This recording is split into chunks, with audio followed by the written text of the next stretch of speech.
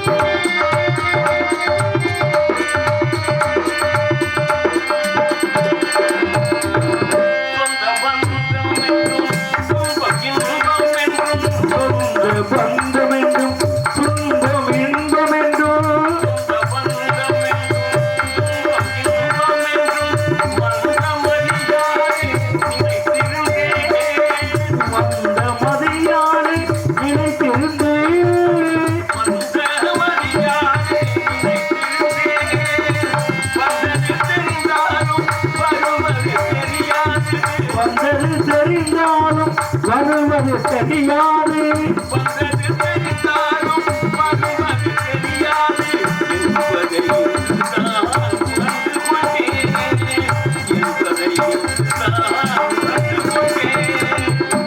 இருந்தும் குருடாய் இருந்து விட்டேன்.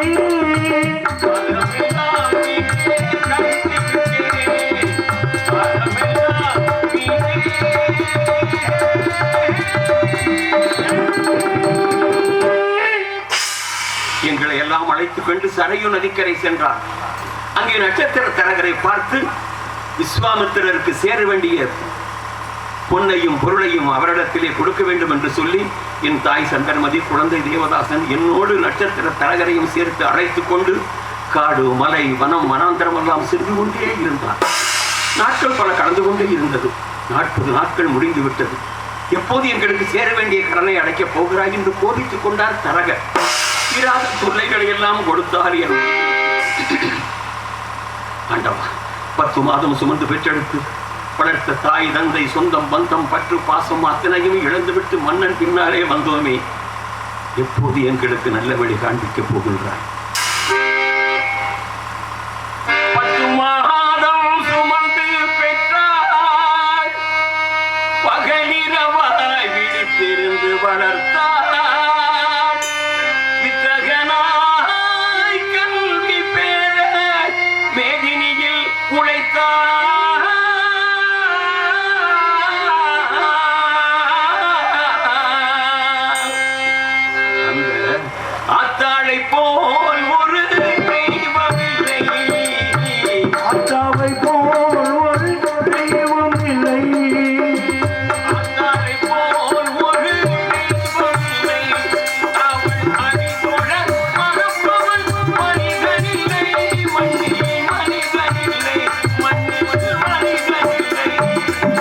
ஆத்தாவை போல் ஒரு தெய்வம் இல்லை.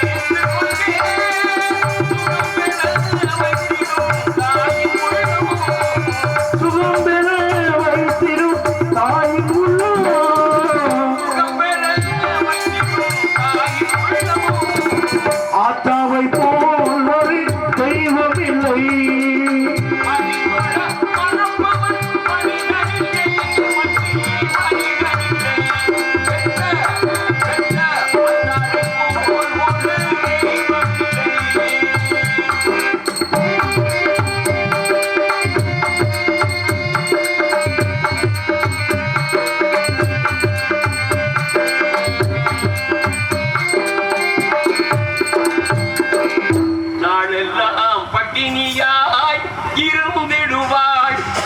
ஒரு நாளைக்கு மகன் பசி பொறுக்க மாட்டாள். மேலெல்லாம் இறைத்திட பாடுபட்டே மென்மையாய் இந்த மகனுக்காக உழைத்திடுவாள்.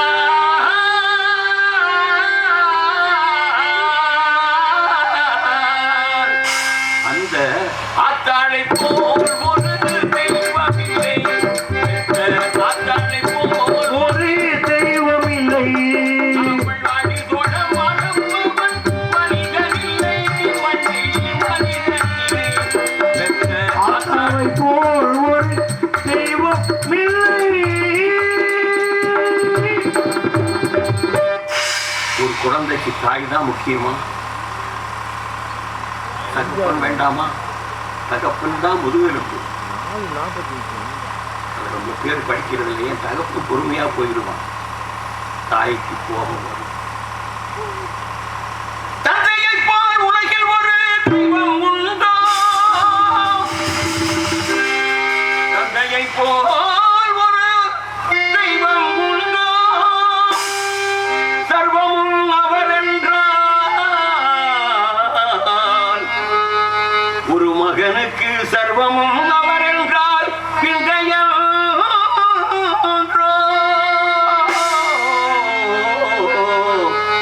சர்வமும் அவர் என்றால் பிந்தை என்றோ. அன்னையும் பிதாவும் முன்னறி தெய்வம் அம்மையும் பொன்மொழி வீணா. அன்னையும் பிதாவும் முன்னறி தெய்வம் அம்மையும் பொன்மொழி வீணா. ஆண்டவன் போலே நீதியை புகழ்ந்தாய். ஆண்டவன் போலே நீதியை புகழ்ந்தாய். அனுபவமே இதுதானா? ஆண்டவன் போலே நீதியை புகழ்ந்தாய். அனுபவமே இதுதானா? அன்னையை போல் ஒரு தெய்வமில்லை.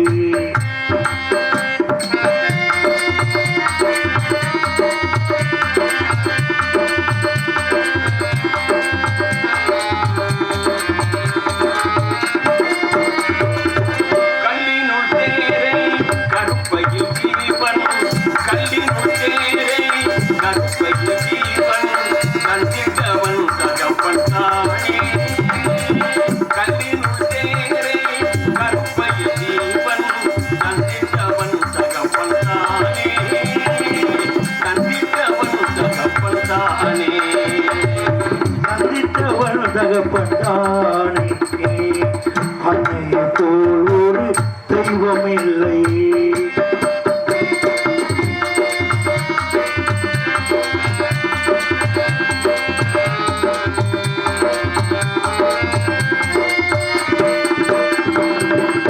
உண்ணாமல் உறங்காமல் உயிரோடு ஒன்றாடி என் வாழ்வின் இன்பமே என்னை வளர்த்த என் தந்தை எங்கே? உண்ணாமல் உறங்காமல் உயிரோடு ஒன்றாடி என் வாழ்வின் இன்பமே என்னை வளர்த்த என் தந்தை எங்கே? என்னை வளர்த்த என் தந்தை எங்கே? கண்ணிமை போலே என்னை நீ வளர்த்தாய். சமையை நான் மறவேனா? தந்தையை போலே என்னை நீ வளர்த்தாய். கண்மணி உன்னை நான் மறவேனா? கண்ணிமை போலே என்னை நீ வளர்த்தாய். கடமையை நான் மறவேனா? காரிருள் போலே இருள் சூழ்ந்த வேளை. ஆரோக்கியம் போலே என் உயிர் போலே. காரிருள் போலே இருள் சூழ்ந்த வேளை. கண்ணிலே நிலைத்தானா? காரிருள் போலே என்னை சூழ்ந்த வேளை. கண்ணிலே நிலைத்தானா?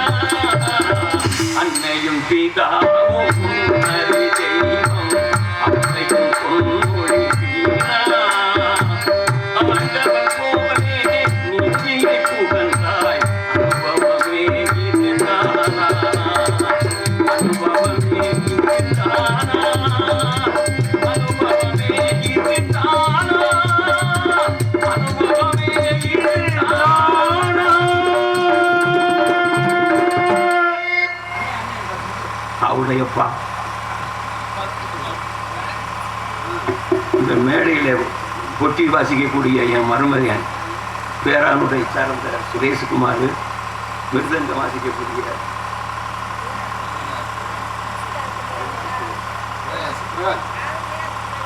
என் மூத்த மகன் பிரகாஷ், உணர்ச்சி வசப்பட்டுட்டேன், பேரை மறந்துட்டேன், வேற ஒன்றும் இல்லை. நான் நடுமகன் ஆல்ரவுண்டு வாசிக்கிறானே, ஆள் தான் வளர்த்தி பச்சை புள்ள தாள வாசிக்கக்கூடிய காசிநாயன்.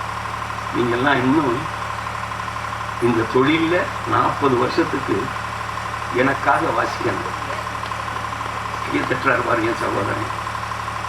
நான் அப்படி பாடுறதுக்கு காரணமே நீங்கள் வாசிக்கிறதுனால தான்.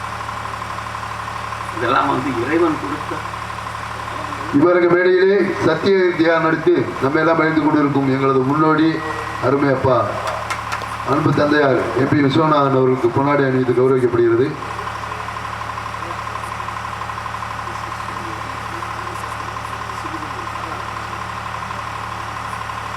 என்னை பற்றி உங்களுக்கு நல்லா தெரியும். நான் ரொம்ப நேரமாச்சுன்னு வரும்போது நான் தான் சொல்லிட்டு வந்தேன். ஆனால் இது சொல்லி 52 வருஷம் ஆகுது நான் ராஜபாத்தா வந்து. எங்கள் அப்பையும் பொண்ணும் ஆறுமுகம் இழுத்து விட்டு அவரு போயிட்டார். அவருக்கு ஒரு 7 வருஷம் ஆச்சு. அவர் மேலே போய் சேர்ந்து அந்த பார்த்துக்கிட்டே இருக்கார். உங்களுடைய ஆசீர்வாதத்தினால இன்னும் நடிச்சுக்கிட்டு இருக்கேன். இந்த பால்வாடி பற்றியெல்லாம் எனக்கு 4, 5வது தலைமுறை. இதே சிறுவனூருக்கு எத்தனையோ முறை வந்திருக்கிறேன். ஆனால் இந்த மேடைக்கு வந்தேன்னா என்னங்கிறது எனக்கு ஞாபகம் இல்லை. இந்த பகுதியில் சிறுவனூர் எனக்கு முக்கியமான கிராமம். தொடர்ந்து வாய்ப்பளித்துக் கொண்டிருக்கக்கூடிய கலைஞர் பெருமக்களுக்கும் இந்த நாடகத்தினுடைய அமைப்பாளர் தம்பி ராஜேந்திரன் அவர்களுக்கும் இந்த நாடகத்தை சிறப்பாக நடத்த வேண்டும் என்று கங்கணம் கட்டி கொண்டிருக்கக்கூடிய இந்த ஊர் இளைஞர்கள், குறிப்பாக SSK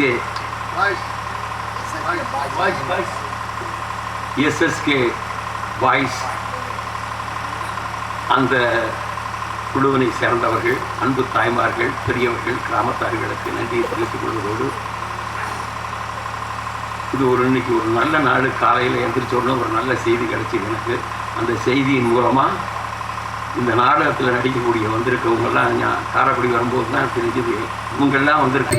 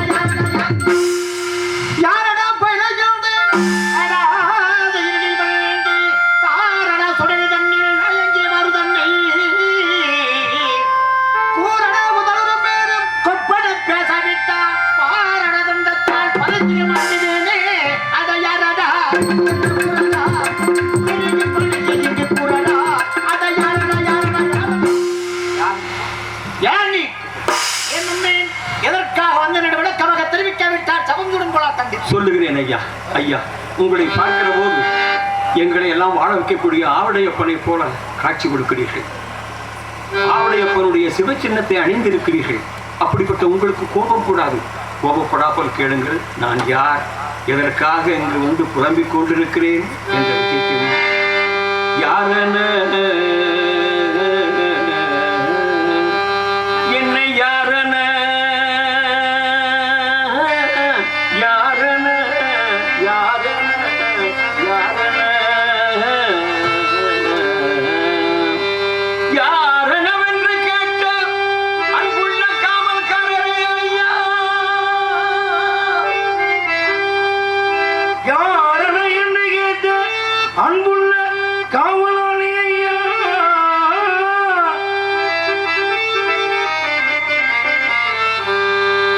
நாம் அயோத்தி மன்னன் திகழடி காண வேண்டி ஐயா, பாரெல்லாம் சுற்றி இங்கு பார்க்கலாம் என்று வந்து வேறொன்றுமில்லை ஐயா, பெருத்த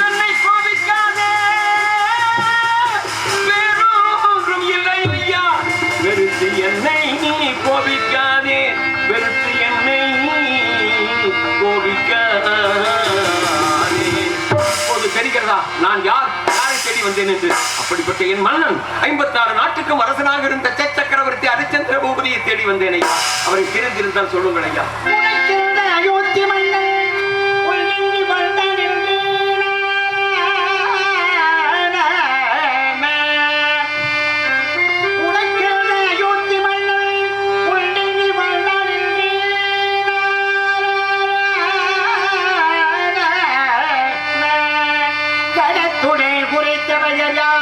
இந்த கரிபுரி சுடலைகள்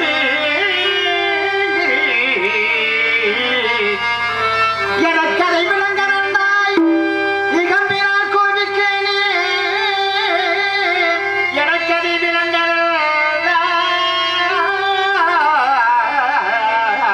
இயம்பினால் கோவிக்கேனே இயம்பினால் கோவிக்கே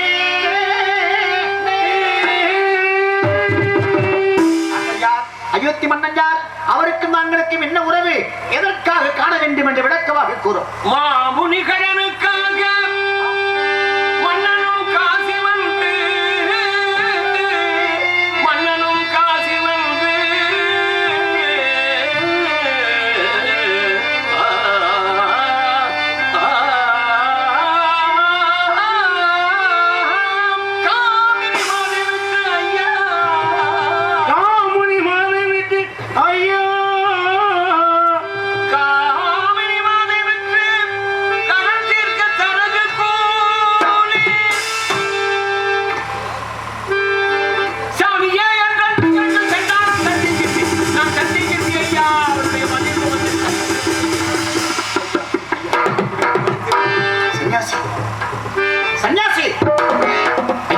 காண வேண்டுமா? அந்த ஹரிச்சந்திர பூபதி காண வேண்டுமா? அவருடைய மன்னன் எனக்கு நன்றாக தெரியும். அப்படியா? ஆமா. எங்கே இருக்கிறார்? இங்குதான் இருக்கிறார். இங்கே அவரை காண வேண்டுமானால் நன்றாக மயானத்தில் சுற்றி பார்த்தா தமிழ்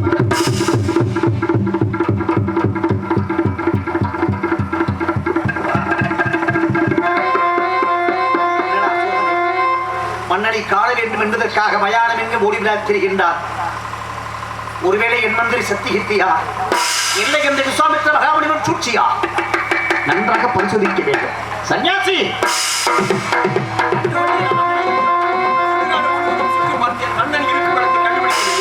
காண முடியவில்லையா? காண முடியவில்லை ஐயா, காண முடியாது. ஏனென்றால் தாங்கள் கூறியது போல தாங்களுடைய மன்னன் மயானத்தில் நல்லவனாக வாழ கிடையாது ஐயா. ஆனந்தித்து வாழ்கிற ஒரு மன்னன், பதினெட்டு வாழ்கிற ஒரு மன்னன், நயவஞ்சகனோட மன்னன், கைவன் கைவன் புலையன் பொய்யன் பொய்யன் பொய்யன் பொய்யன் பொய்யன்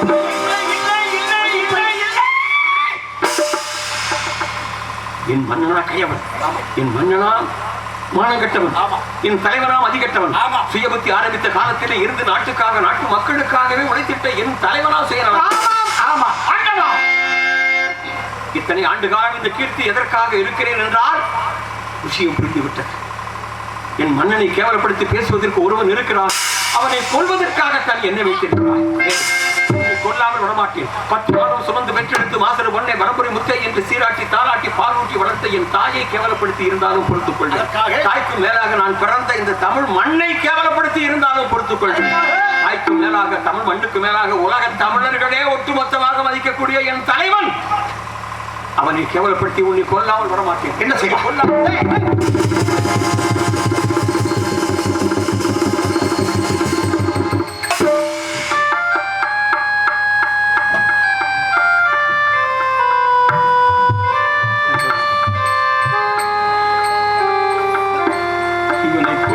நான் யார்? என்ன பாவம் செய்தானோ சுடுகாடு காக்கிறான். எந்த புண்ணியவதிக்கு மகனோ, எந்த புனிதவதிக்கு கணவனோ, இவனையும் கொன்றுவிட்டு அந்த பாவத்தை நான் எங்கு போய் சுமப்பது? இருந்தாலும் ஆத்திரத்திலே அறிவிழந்து விட்டு நான் இந்த உலகத்தில் வாழவே கூடாது. மன்னனையும் காண முடியவில்லை. நான் ஏன் இருக்க வேண்டும்? இத்தனை ஆண்டு காலம் தங்கியிருந்த என் தமிழ் மண்ணை என்னை ஏற்றுக்கொள்.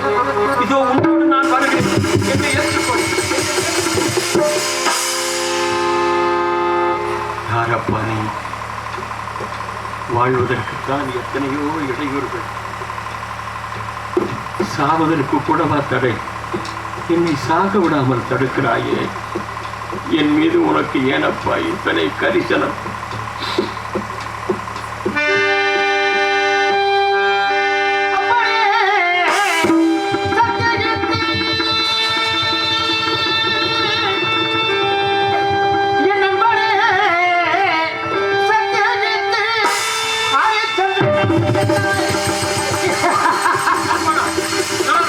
அப்படி என்றால்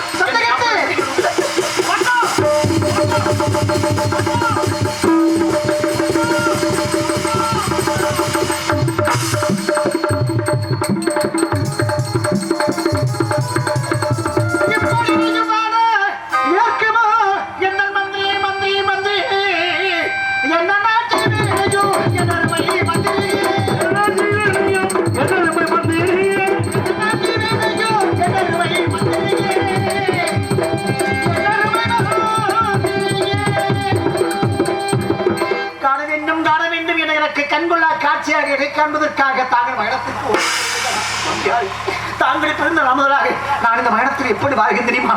பிடத்து மேலே விழுகின்ற வாய்க்கரிசித்தான் நான் புஜித்துவான். என் மன்னன் வாய்க்கரிசி உணவாக சமைத்து சாப்பிட வேண்டுமா? மன்னா, நீங்களே உணவாக வாய்க்கரிசி சாப்பிடுகிற போது நான் சாப்பிடுவதிலே எந்த தவறுமே இல்லை. இருவருமே அந்த வாய்க்கரிசியை சாப்பிட்டு விட்டு நம்முடைய கடமையை செய்யலாம். கண்டு கொண்டிருடவா?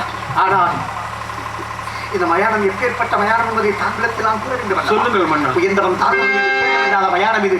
ஆண்டியாக வாழ்ந்தாடும், அரசனாக வாழ்ந்தாடும், அனைவரும் கடைசியாக ஒன்று குடிமுடி அவுவது இந்த இடம்தான். இந்த இடத்தின் பெருமையை கூற வேண்டும் அல்லவா?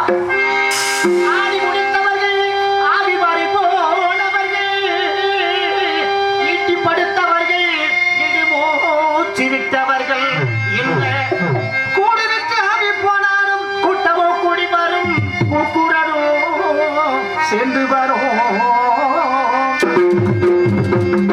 எட்டுக்கால் நடந்து வரும், எட்டுக்கால் இருக்கும், அது நடந்து வரும், எந்த கால் இருக்கும். இந்த நாள் மனிதனுக்கு எத்திரமும் கிடையாது, வாழ்வையும் கிடையாது.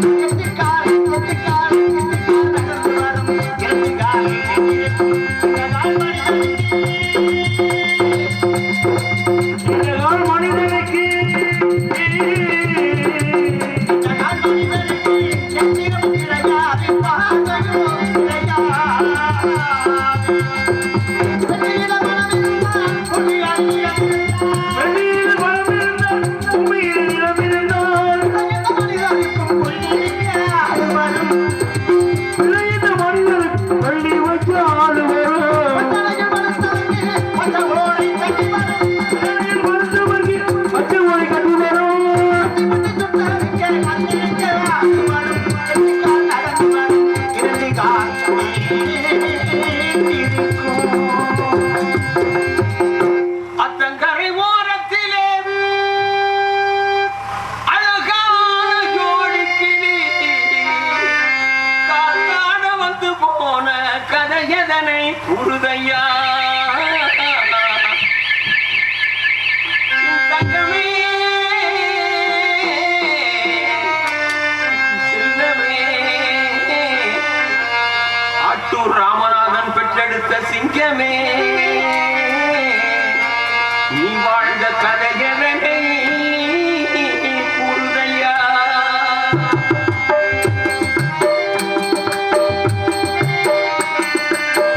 அத்தங்கரை ஓரத்திலே அழகான ஜோடிக்கிளி, அத்தங்கரை ஓரத்திலே அழகான ஜோடிக்கிளி காத்தாட வந்து போன கதையதனை புருதையா.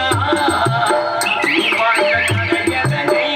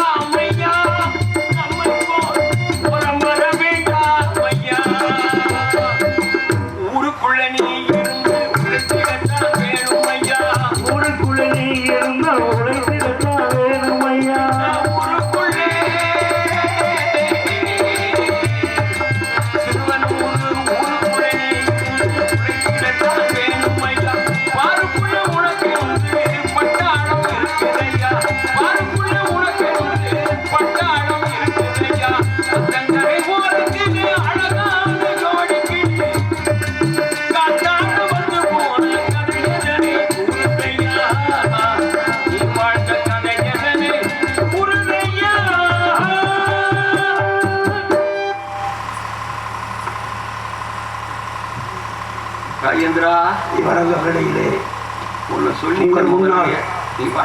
சத்தியகாந்திகளுடைய எனது ஆறுயிர் மூத்தவரும் கலை உலகத்தின் சாம்ராட்சியம் முடிசூடா மன்னன் என்று சொல்வார்கள்.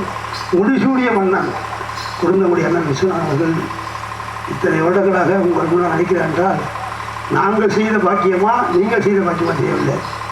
அன்பு அண்ணன் அவர்களுக்கு எனது சார்பாக 51 ரூபாயும், தம்பி ஆர்வம் அவர்களுக்கு 51 ரூபாய் அன்பை கூட்டி எனது சார்பாக.